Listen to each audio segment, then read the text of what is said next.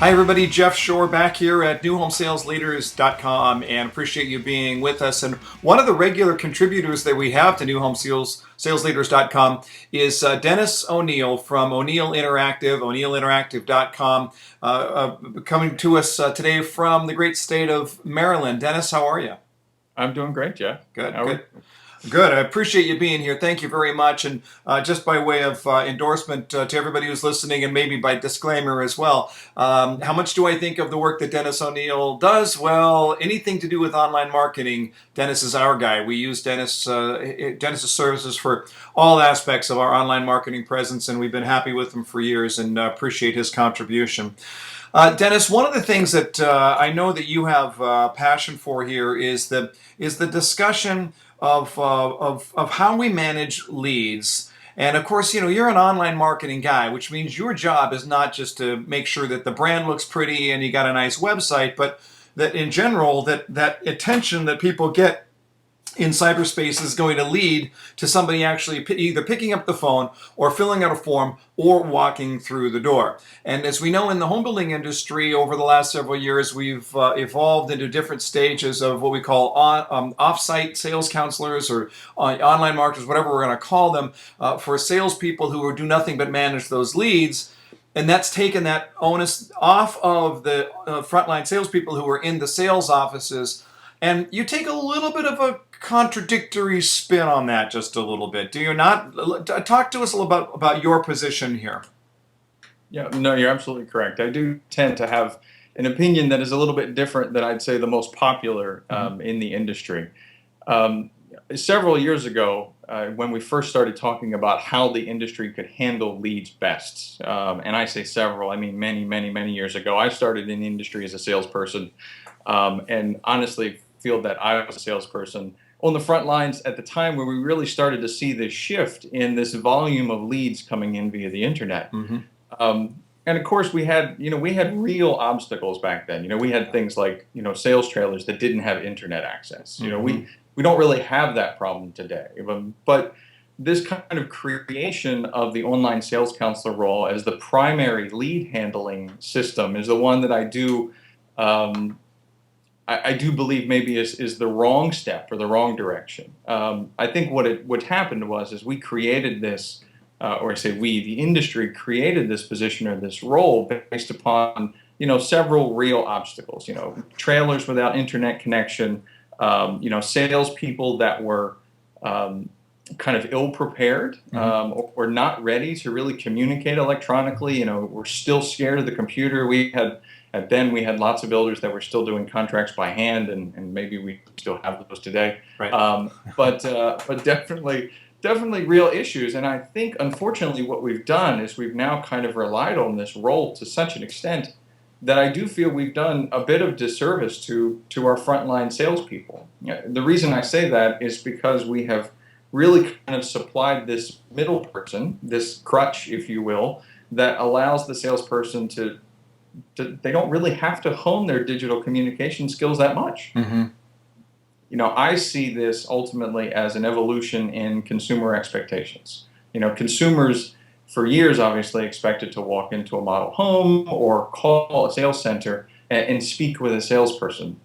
And I think they're expecting that too when they send an email or Mm-hmm. fill out a form. Mm-hmm. And right now, what we're doing by providing this kind of intermediary primary lead contact is we're really kind of supplying this, again, I guess I would call it a crutch to the salesperson. We're saying, okay, well, you don't do very well with email. You don't get it. You don't understand technology. So let's just put this person in here for you. And I Mm-hmm. think kind of in a related sense, if you have a salesperson that is not very skilled on the phone, they're great in person, not very skilled on the phone, our response to that is not to hire somebody to answer the phone for them. It is to train them. It is to teach them the skills that they need to be able to sell the appointment or the repeat visits or whatever it is we expect them to sell on the phone. Mm-hmm. It's really funny as you're talking about about technology and about how it evolves. And I've had this experience myself in training classes where I talk to people who are, say, 50 and older about the time that they first heard about this telephone that doesn't have a cord and that you can carry around with you all the time. And the general response is people who looked at it and said, "Why would I ever want such a device? Why would I ever actually want?" And they balked at it like crazy. But when you talk to somebody in a training class who's 25, I mean, they remember the day they got the cell phone. They believed it was always a given, that when they started junior high or whatever it was, that was just sort of their right. And it's not about cell phones. It's about technology. It's about the question as to whether or not you're going to, get in front of it or even stay with it, or whether you're going to get dragged behind it. And so, as a part of what I'm hearing you say is that we may not be doing ourselves any favors when the buying crowd is getting younger and younger and younger. If we have salespeople who say, "Nah, forget all that technology stuff. What I want to do is sell," and they've just got sort of all one-on-one, face-to-face, eye-to-eye in order to get that done.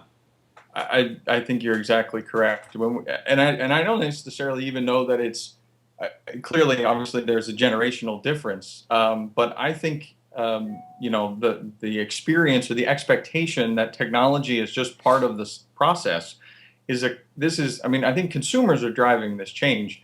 There's an expectation that you should have a pretty seamless experience between what exists on the web and what exists in real life. Or I shouldn't say in real life, but in actual spaces, physical areas.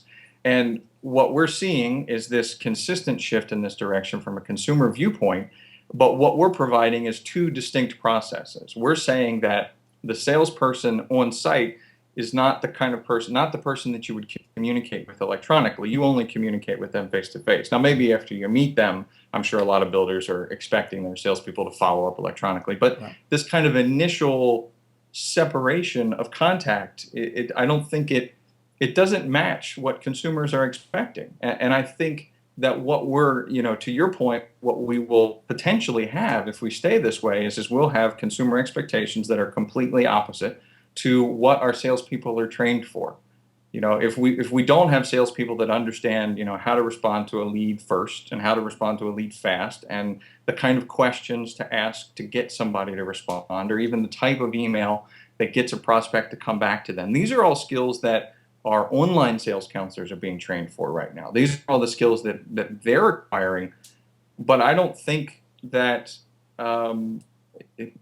I think that it should be something that your on-site salespeople should know too. Okay, well, let me ask you. Let me ask you to back up where you're coming from on this, because you're suggesting that a customer's expectation is that they would be able to talk to that salesperson, and I'm wondering where you're basing that. I mean, if I call up United Airlines, I don't expect to talk to the flight attendant who's going to be serving that flight. I expect to talk to somebody who is specifically tasked to do what it is that I want them to do. And so what are you basing it on with the fact that customer's expectation is that they'll reach that salesperson? So it's a great question, and I think a lot of industries have obviously used kind of a call center approach to answering some of those questions that come from the website. But I think we need to put ourselves in the mind of a consumer in terms of what their experience has been, or for what reason would they pick up the phone after looking at a builder's website. If we provide them the information that they typically are looking for, and most builders provide a significant amount of content on their website, and I'm a proponent of that approach. Typically, if they're looking for more information, they're either going to drive to the site to do it, or this one particular question that they have, they're going to fill out the form or pick up the phone. Right. Where I think we are providing a potentially disjointed experience is that typically the online sales counselor roles are off-site. They're not in an actual community, or they're maintaining leads for multiple communities, not just one. Right. And oftentimes are not necessarily equipped to handle much more content than what is already available to the consumer on the web. So for me, maybe I'm going to assume maybe you've had an experience like this before, but when I've called a business and talked to somebody on the phone who tells me the exact same information that I've read on the website, and I'm looking a little bit more detail, it's not helpful. Yeah. It's a frustrating experience, I think. Right, and unfortunately, oftentimes you'll find that you actually know more than the person you're talking to on the phone. Absolutely right, and there's nothing more frustrating than that. I mean, I think when we think about who when we try to answer the question, and I realize there are logistics issues that still warrant a what I would call a secondary role for the online sales counselor. I think what we should be asking the question is not who is better equipped to handle the lead, but who is more likely to sell a home. Mm-hmm. I think that's who we should be trying to put the leads in the hands of. Mm-hmm. Let's talk about that from a very practical standpoint, though. If you're a salesperson, you're going to look at it and you're going to go, hey, I'm getting, I got 10 traffic a week and I got 22 people in backlog, and I got reports and I got everything else. And now we're looking at it, and my community, I got a volume of, whatever, 100 leads a week coming in with some sort of inquiry or another. We also know that there's a specific correlation between the freshness of a web lead and the likelihood that you'll be able to sell that person your product. And the quicker we can get back to people, the greater the chances are that we'll have a good quality lead to work with. So we've got on just a pragmatic level, there are very practical issues that at least a lot of salespeople would come back and say, Dennis, I just don't know that that's possible. How would you respond to that? So I think, I guess a couple different questions there, a couple different ways. One, I agree that there are still logistics issues that require some sort of backup plan. Mm-hmm. The first issue of respecting the quality of the lead. So you said, hey, I've got 10 walk-in and I've got 22 in backlog. Right now, I think there's definitely a percentage of salespeople that tend to take the seriousness or the urgency of a web lead, and it's down low. Yeah. And I think we're letting them do that because we're saying, okay, don't worry, we'll have somebody else take care of that, and if they're real, then we'll give it to you. Yeah. If they're really qualified. So one, I think we're currently enabling that attitude, and I think that that's a bad way to do it because I don't see the volume of people inquiring via the internet going down. Mm-hmm.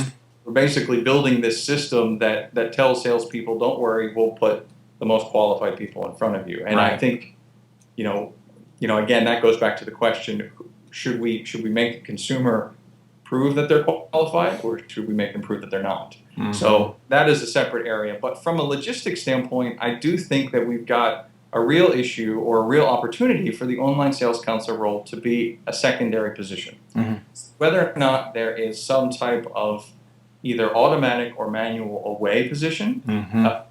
And I think that this could exist not just for online leads, but for the phone too. And I know a number of builders already have rollover systems in place. Yeah. Where if I'm out on site, I'm a salesperson and I'm demonstrating a model and the phone rings and it's in the sales center, I'm not going to answer that either. Mm-hmm.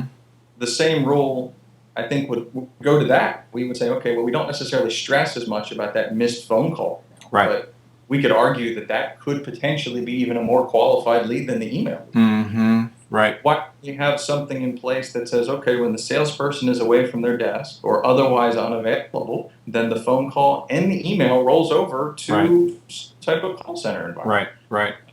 Okay. So it's a systems question. We got to make sure the systems are set up to be able to do this.